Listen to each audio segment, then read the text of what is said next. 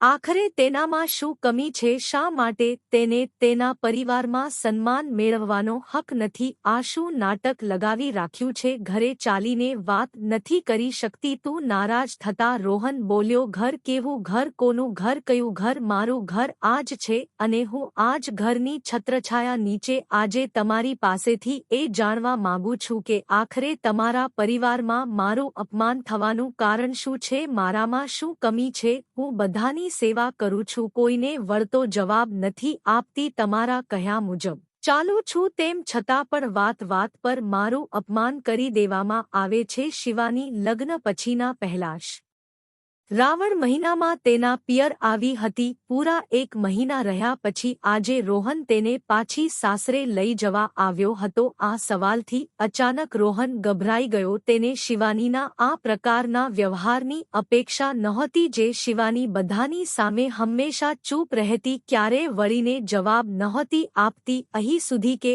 આંખ ઊંચી કરીને પણ નહોતી જોતી. અચાનક આજે તેના બદલાયેલા આ વલણથી રોહન આશ્ચર્યચકિત અને પરેશાન હતો. હવે આખરે રોહન શું બોલે તેની પાસે કોઈ જવાબ નહોતો, કારણ કે લગ્ન પછી આટલા દિવસોમાં શિવાનીએ એક પણ એવી ભૂલ નહોતી કરી જે તે શિવાનીના માતાપિતા સામે બોલી શકે, પરંતુ તેના પરિવારની તો હજારો ભૂલો હતી. આજે તેની આંખો સામે તે ઘટના ફિલ્મની જેમ ફરી રહી હતી. જ્યારે રોહને તેની નાની બહેન શુભીને કોઈ વાત માટે કંઈક કહ્યું હતું તો માતાએ શિવાનીને જ ખરીખોટી સંભળાવી હતી. તારા આવ્યા પછી મારો દીકરો બદલાઈ ગયો છે. તેણે ક્યારેય આ રીતે તેની નાની બહેન સાથે વાત નથી કરી. તું જ ઊંધું ચત્તું શીખવતી હોઈશ.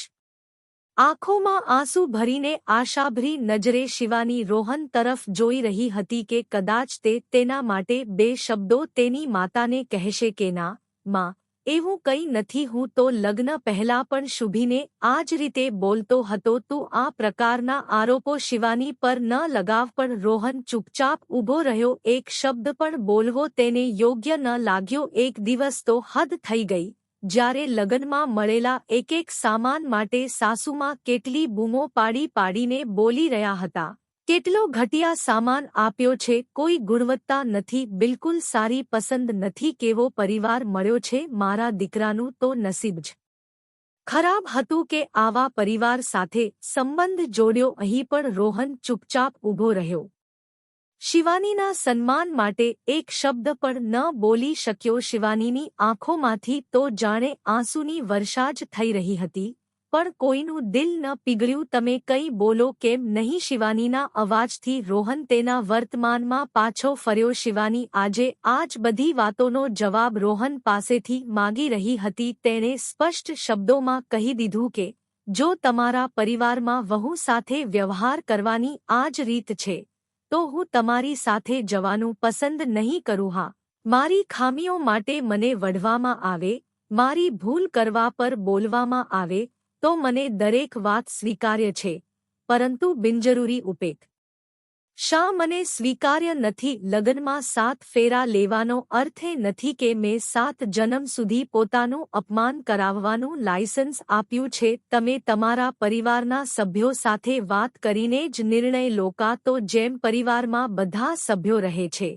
તેમ મને રહેવાનો હક મળશે, અથવા તો તમે મારા સન્માનની રક્ષા કરશો, અથવા પછી મને અહીં જ છોડીને એકલા પાછા ચાલ્યા જશો. આ બધું તું મને ફોન પર પણ તો કહી શકતી હતી. રોહને કહ્યું, નહીં રોહન, ફોન પર ન કહી શકતી હતી, કારણ કે ફોન પર કદાચ તમને અહેસાસ ન થાત, બની શકે કે તમે વાત જ ન કરત, ફોન કાપી નાખત. એટલે જ આમને સામને બેસીને વાત કરવી મને વધારે યોગ્ય લાગી. હા, માતા પિતાએ મારા લગ્ન કર્યા છે, પરંતુ આજે પણ હું તેમના ઉપર બોજ નથી રાખી શકે છે. મારા માતાપિતા મને પોતાની પાસે ભણેલી છું, સક્ષમ છું, પોતાનો ભાર ઉઠાવવામાં. રોહન આશ્ચર્યચકિત અને પરેશાન પોતાના બંને હાથ માથા પર રાખીને બેસી ગયો અને શિવાનીને બોલ્યો કે જો હું તારા પક્ષમાં કંઈ બોલું છું તો ઘરમાં કેટલો ક્લેશ થશે, તું તેની કલ્પના પણ નહીં કરી શકે. ક્લેશ થશે મતલબ તમારા પરિવારની શાંતિનો પાયો મારા અપમાન ઉપર રાખેલો છે. જો હું ચૂપચાપ અપમાન સહન કરું તો તમારા ઘરમાં શાંતિ જળવાઈ રહેશે.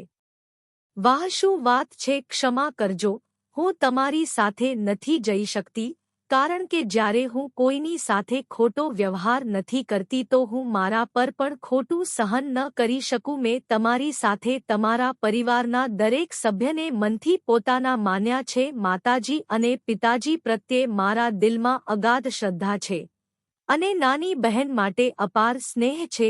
હું નથી ઈચ્છતી કે આ પ્રકારના વાતાવરણથી મારી એ ભાવનાઓ ખરાબ થાય જે મારા દિલમાં આપ સૌના માટે છે. હું આ જીવનભર આ સંબંધોને પ્રેમ અને પોતાનાપણાથી નિભાવવા માંગુ છું. એટલા માટે હું તમને સમય આપી રહી છું. જ્યારે તમને લાગે કે હવે મારો પરિવાર મને એક પરિવારના સભ્ય તરીકે સ્વીકાર કરવા માટે તૈયાર છે, હું તરત જ તમારી સાથે ચાલી પડીશ, પણ ત્યાં સુધી હું તમારી રાહ જોઈશ.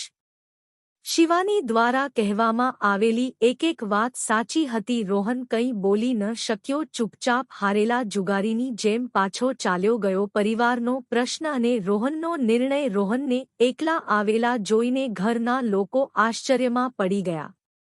વહુને સાથે નથી લાવ્યો? રોહનની માતા કમલાજીએ કહ્યું. શિવાની તો સાથે ન આવી માં, પણ તેના કેટલાક સવાલો જરૂર લઈને આવ્યો છું. જો તેમના જવાબ તમારી પાસે હશે તો તે આ ઘરમાં આવશે, નહીં તો આ સંબંધને ભૂલી જાવ. ભૂલી જાવ કે તમારા દીકરાનું ઘર ક્યારે વસ્યું હતું. માયુસ અવાજમાં રોહને કહ્યું. આખરે વહુએ એવું શું કહ્યું? સ્પષ્ટ રીતે જણાવ. ક્રોધિત થતા કમલાજી બોલ્યા. રોહને એક વાત પોતાના પરિવારના બધા સભ્યો સામે રાખી. પૂરી વાત સાંભળ્યા પછી કમલાજીએ એ જ જૂની પુરાણી વાતો બોલી કે કોઈ અનોખા લગ્ન થયા છે આ છોકરીના. અમારા જમાનામાં પણ આવું જ થતું હતું. અમે પણ અમારા પરિવારમાં આ બધું સહન કર્યું છે. આજકાલની છોકરીઓ 4 અક્ષર શું ભણી લે છે કે તેમને પરિવારમાં નિભાવતા આવડતું જ નથી. નહીં માં, તમે ખોટા છો, રોહને નમ્રતાપૂર્વક પોતાની માતાને કહ્યું.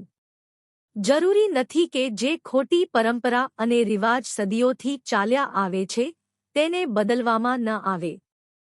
શિવાનીની વાતો સાંભળીને મને મારી ભૂલનો અહેસાસ થયો અને ક્યાંક ને ક્યાંક હું એ વિચારી રહ્યો હતો કે આવતીકાલે જો અમારી શુભીની સાથે આ બધું થશે તો શું અમે સહન કરી શકીશું? શું અમારી શુભી આ બધું સહન કરી શકશે? માં, તો પછી આપણે કેમ કોઈની સાથે એવો વ્યવહાર કરીએ જે આપણને આપણી સાથે કરવામાં પસંદ નથી? શિવાની ખોટી પણ નથી. એક સ્વસ્થ અને સુંદર પરિવારની કલ્પના કરવી કોઈ ખરાબ વાત નથી. જ્યારે આપણે એક સ્વસ્થ અને સુંદર પરિવાર બનાવીશું ત્યારે જ સ્વસ્થ અને સુંદર સમાજનું નિર્માણ થશે. આ બધું હું તમને શિવાનીની સામે ન કહી શકતો હતો કારણ કે તેમાં તમને તમારું અપમાન લાગત. એટલે હું આજે તમને પૂછી રહ્યો છું, જે માહોલ આપણા પરિવારમાં બને છે શું તે યોગ્ય છે? આખરે શું મળે છે કોઈનું દિલ દુખાવવાથી? કેમ આપણે હસીખુશીથી પરિવારમાં એકસાથે નથી રહી શકતા? અને જો નથી રહી શકતા, આટલું જ કઠિન છે તો ભૂલી જાવ માં કે ક્યારેય તમારા દીકરાના લગ્ન પણ થયા હતા. આટલું કહીને થાકેલા પગલે રોહન પોતાના રૂમમાં ચાલ્યો ગયો. પરિવર્તનની શરૂઆત એક માતા બધું સહન કરી શકતી હતી, કરી શકે છે, પરંતુ કદાચ એ નહીં સહન કરી શકે કે જૂની પુરાણી અને નિરર્થક વાતોના કારણે તેના દીકરાનો પરિવાર બરબાદ થાય.